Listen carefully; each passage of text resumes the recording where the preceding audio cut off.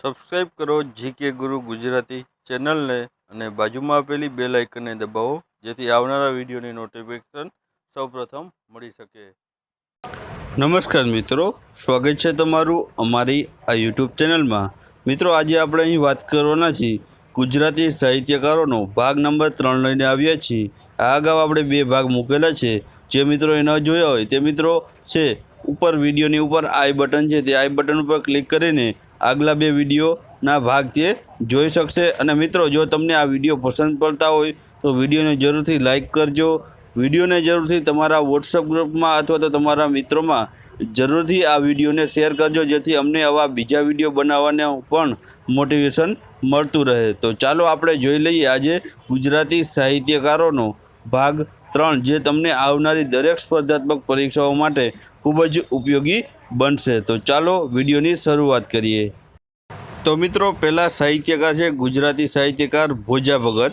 તો મિત્રો, ભોજા ભગતની વાત કરીએ તો ભોજા ભગતને છે તે સંત જલારામ બાપા છે જે વીરપુરમાં આવેલું છે, જેમનું જે તીર્થસ્થાન તે જલારામ બાપાના જે ગુરુ માનવામાં આવે છે ભોજા ભગતને।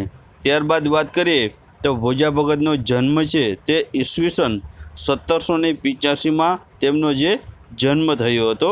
હવે તેમના જન્મસ્થળ વિશે વાત કરીએ તો ભોજા ભગતનું જે જન્મસ્થળ છે તે અમરેલી જિલ્લામાં ફતેપુર ખાતે તેમનું જે જન્મસ્થળ રહેલું છે। તે કયા બિરુદ સાથે વખણાય છે મિત્રો? તો તેમનું બિરુદ છે ચાબકાના પિતા તરીકે તેમને ઓળખવામાં આવે છે। ત્યાર પછી વાત કરીએ તો વખણાતું સાહિત્ય। તો મિત્રો, ચાબખા છે તે તેમનું સૌથી જે પ્રચલિત અથવા તો પ્રખ્યાત સાહિત્ય પ્રકાર તેમનો જે રહેલો છે। ત્યારબાદ હવે ભોજા ભગતની કૃતિઓ વિશે પણ વાત કરી લઈએ તો છોટી ભક્તમાળા, ચલૈયા આખ્યાન અને બાવનાક્ષર વગેરે જેવી તેની જે પ્રખ્યાત કૃતિઓ જોવા મળે છે। તો મિત્રો, આ હતી ભોજા ભગતની જે મહત્ત્વપૂર્ણ માહિતી જે તમને પરીક્ષામાં પૂછાઈ શકે। ત્યારબાદ મિત્રો જોઈએ તો ગુજરાતી સાહિત્યકાર દયારામ વિશે। તો મિત્રો, દયારામને છે તે કવિ નાનાલાલે છે બંસી બોલના કવિ અને વૃંદાવનની ગોપી જે કહીને આ કવિ નાનાલાલે જે દયારામને નવાઝ્યા છે।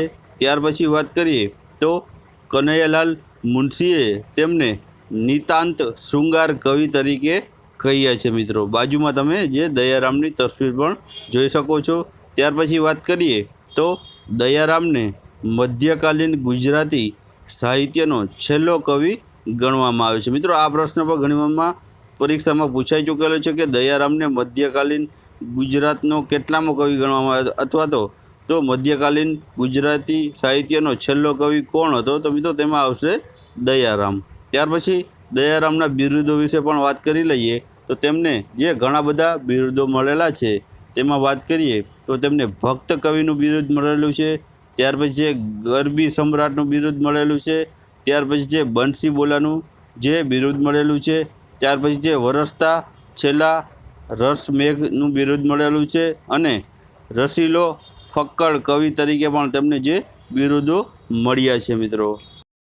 ત્યારબાદ આગળ જોઈએ તો તેમનો જન્મ છે દયારામનો તે ઈસવીસન 1777માં છે આ દયારામનો જે જન્મ થયો હતો।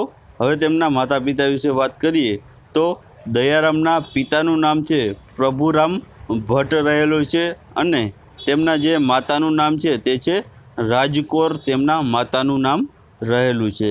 ત્યાર પછી દયારામના જન્મસ્થળ વિશે વાત કરીએ તો દયારામનું જે જન્મસ્થળ છે તે ચાંદોદ કરનાળી ખાતે તેમનું જે જન્મસ્થળ આવેલું છે। હવે તેના કર્મભૂમિ વિશે વાત કરીએ તો મિત્રો, જે દયારામની કર્મભૂમિ છે તે ડભોઈ રહેલી છે। ત્યારબાદ હવે જોઈએ તો દયારામનું જે વખણાતા સાહિત્ય પ્રકાર કયો છે? તો મિત્રો, દયારામનું જે વખણાતું સાહિત્ય છે તે ગરબી। મિત્રો, ગરબી માટે દયારામ ખૂબ જ જે પ્રખ્યાત રહેલા છે। ત્યાર પછી હવે દયારામની આપણે કૃતિઓ વિશે પણ થોડી ચર્ચા કરી લઈએ તો દયારામની કૃતિઓમાં શોભા સલુણા શ્યામની, રસિક વલ્લભ, શ્યામ રંગ સમીપ ન જાવું, ઋતુવર્ણન, કૃષ્ણલીલા, સત્યભામા વિવાહ, પ્રેમ રસ ગીતા, રૂકમણી વિવાહ, ગુરુ શિષ્યનો સંવાદ, ઝઘડો લોચન મનનો વગેરે જેવી જે આ દયારામની પ્રખ્યાત કૃતિઓ જે જોવા મળે છે। ત્યારબાદ મિત્રો આપણે ગુજરાતી સાહિત્યકારોમાં કવિયત્રી શ્રી ગંગા સતી વિશે વાત કરીએ તો મિત્રો ગંગા સતીએ પોતાની જે શિષ્યા તથા સખી છે તે પાનબાઈને પર ભજનો સંભળાવ્યા અને તેઓએ 53 દિવસ પછી તેઓએ સમાધિ લઈ લીધી હતી। મિત્રો પાનબાઈને આધારિત ઘણા તેઓએ ભજનો પણ લખેલા છે। ત્યારબાદ વાત કરીએ તો ગંગા સતીને મળેલ બિરુદ વિશે તો મિત્રો ગંગા સતીને છે તે સોરઠની મીરાબાઈ તરીકે ઓળખવામાં આવતી હતી, એટલે કે તેમને આ સોરઠની મીરાબાઈનું બિરુદ એ મળેલું હતું। ત્યારબાદ વાત કરીએ તો તેમનો જન્મ છે ઈસવીસન 1846માં ગંગા સતીનો જન્મ થયો હતો। અમને તેનો જન્મસ્થળની વાત કરીએ તો એનું જન્મસ્થળ છે રાજપરા પાલીતાણા ખાતે તેમનું જે જન્મસ્થળ રહેલું છે। ત્યારબાદ વાત કરીએ તો તેમના પિતાનું નામ છે ભાઈજી જેસાભાઈ સરવૈયા અને માતાની વાત કરીએ તો તેમના માતાનું નામ છે રૂપાળીબા। ત્યારબાદ વાત કરીએ તો તેમના લગ્ન છે તે સમઢિયાળાના ગરાસદાર કરશણસિંહ ગોહિલ સાથે આ ગંગા સતીના જે લગ્ન થયા હતા। ત્યારબાદ વાત કરીએ તો તેમના ગુરુ વિશે તો તેમના ગુરુનું નામ છે ભૂધર દાસજી, તેમના ગુરુનું જે નામ રહેલું છે। ત્યારબાદ વાત કરીએ તો ગંગા સતીનું વખણાતું સાહિત્ય તો મિત્રો તેમનું વખણાતું સાહિત્યની વાત કરીએ તો 51 ભજન છે તે તેમનું જે ખૂબ જ વખણાતું સાહિત્ય રહેલું છે।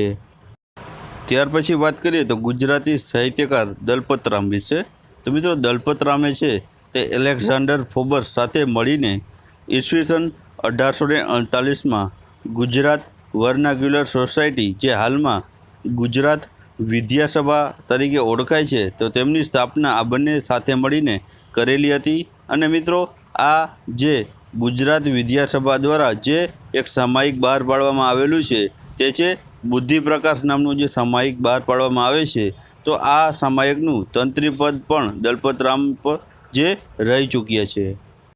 ત્યાર પછી મિત્રો વાત કરીએ તો એલેક્ઝાન્ડર ફોબર્સ છે તેમણે દલપતરામને જે કવિશ્વર નામનું જે બિરુદ છે તે એલેક્ઝાન્ડર ફોબર્સ દ્વારા દલપતરામને આપવામાં આવ્યું હતું। હવે મિત્રો આપણે જે દલપતરામના અન્ય બિરુદો વિશે પણ વાત કરી લઈએ તો મિત્રો પહેલું બિરુદ છે કવિશ્વર જે એલેક્ઝાન્ડર ફોબર્સે આપ્યું હતું।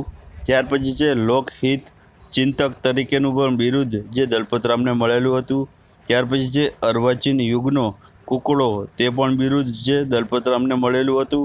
અને ગરબી ભટ્ટ જે નર્મદે તેમને કહ્યા હતા તે પણ બિરુદ જે એલેક્ઝાન્ડર ફોબર્સની વારીએ જે નર્મદે જે દલપતરામને આ ગરબી ભટ્ટ નામનું બિરુદ આપ્યું હતું। ત્યારબાદ મિત્રો હવે દલપતરામ વિશે વાત કરીએ તો જન્મ તેમનો છે ઈસવીસન 1820માં તેમનો જે જન્મ થયો હતો। તેમના જન્મસ્થળ વિશે વાત કરીએ તો દલપતરામનું જન્મસ્થળ છે વઢવાણ ખાતે તેમનું જન્મસ્થળ રહેલું છે। ત્યારબાદ વાત કરીએ તો તેમના પિતાનું નામ તો દલપતરામના પિતાનું નામ છે ડાયાભાઈ ત્રાવડી અને દલપતરામના માતાનું નામ છે અમૃતાબા। ત્યાર પછી વાત કરીએ તો સૌપ્રથમ કાવ્ય છે તે દલપતરામે લખેલું છે અને તે કાવ્યનું નામ છે બાપાની પીપર જે ખૂબ જ પ્રખ્યાત જે કાવ્ય રહેલું છે। ત્યારબાદ વાત કરીએ તો દલપતરામનું જે વખણાતું સાહિત્ય તો મિત્રો દલપતરામનું વખણાતા સાહિત્ય વિશે વાત કરીએ તો હડુલા નામનું જે સાહિત્ય છે તે તેમનું ખૂબ જ પ્રખ્યાત છે। મિત્રો આ હડુલા વિશે વાત કરીએ તો તેમની જે રચના છે તે આ હડુલાની તે ઉખાણા જેવી જ એક રચના જોવા મળે છે મિત્રો। ત્યારબાદ મિત્રો હવે આપણે દલપતરામના જે કૃતિઓ વિશે પણ વાત કરી લઈએ તો પેલું છે ફાબર્સ વિરહ, ત્યાર પછી લક્ષ્મી જે નાટક ખૂબ જ પ્રખ્યાત રહેલું છે। ત્યાર પછી છે ભૂત નિબદ્ધ, ત્યાર પછી છે મિથ્યાભિમાન, દલપત પિંગળ અને બાપાની પીપર વગેરે જેવી છે આ દલપતરામની ખૂબ જ પ્રખ્યાત જે કૃતિઓ જે જોવા મળે છે। ત્યારબાદ મિત્રો આપણે ગુજરાતી સાહિત્યકાર નર્મદ વિશે પણ વાત કરીએ તો મિત્રો નર્મદને છે અર્વાચીન યુગનો ખરો ઉદય નર્મદથી જે જોવા મળે છે મિત્રો। ત્યાર પછી નર્મદને મળેલા બિરુદો વિશે વાત કરીએ તો મિત્રો નર્મદને છે તે અર્વાચીનમાં આદ્ય, નવયુગનો પ્રહરી અને યુગ વિધાયક સર્જક તરીકે જેવા બિરુદો આ નર્મદને જે મળેલા છે। ત્યારબાદ વાત કરીએ તો નર્મદને મળેલું ઉપનામ, તો મિત્રો નર્મદને પ્રેમ સૂર્ય નામનું જે ઉપનામ પણ જે મળેલું છે। ત્યાર પછી તેમના જન્મ વિશે વાત કરીએ તો તેમનો જન્મ ઈસવીસન 1833માં જે થયો હતો અને જન્મસ્થળની વાત કરીએ તો જન્મસ્થળ છે નર્મદનું તે સુરત ખાતે રહેલું છે। ત્યારબાદ વાત કરીએ તો તેમને માતાનું નામ, તો તેમને માતાનું નામ છે નવદુર્ગા ગૌરી અને પિતાનું નામ છે લાભશંકર દવે। ત્યાર પછી મિત્રો નર્મદની કૃતિઓ વિશે પણ વાત કરી લઈએ તો તેમાં છે મારી હકીકત, નર્મદ કવિતા, નર્મ ગદ્ય, સ્ત્રી કેળવણી, સીતાહરણ, નર્મ વ્યાકરણ વગેરે જેવી મિત્રો પ્રખ્યાત કૃતિઓ જે નર્મદની જોવા મળે છે મિત્રો। જો મિત્રો તમને આ વિડીયો પસંદ પડ્યો હોય અને અગાઉના 2 વિડીયો પણ જોવા હોય તો આ વિડીયોની ઉપર આઈ જે બટન દબાવેલું છે તે બટન ઉપર ક્લિક કરશો એટલે અગાઉના 2 વિડીયો પણ જોવા મળશે। અને તમને આ વિડીયો પસંદ પડ્યો હોય તો વિડીયોને જરૂરથી લાઇક, વિડીયોને જરૂરથી શેર અને અમારી ચેનલને હજુ સુધી સબસ્ક્રાઈબ ન કરી હોય તો સબસ્ક્રાઈબ કરવાનું ભૂલશો નહીં। તો હવે મળીએ પાછા બીજા એક નવા વિડીયો સાથે। ત્યાં સુધી આપ સૌ મિત્રોના ધન્યવાદ। જય હિન્દ, જય ભારત।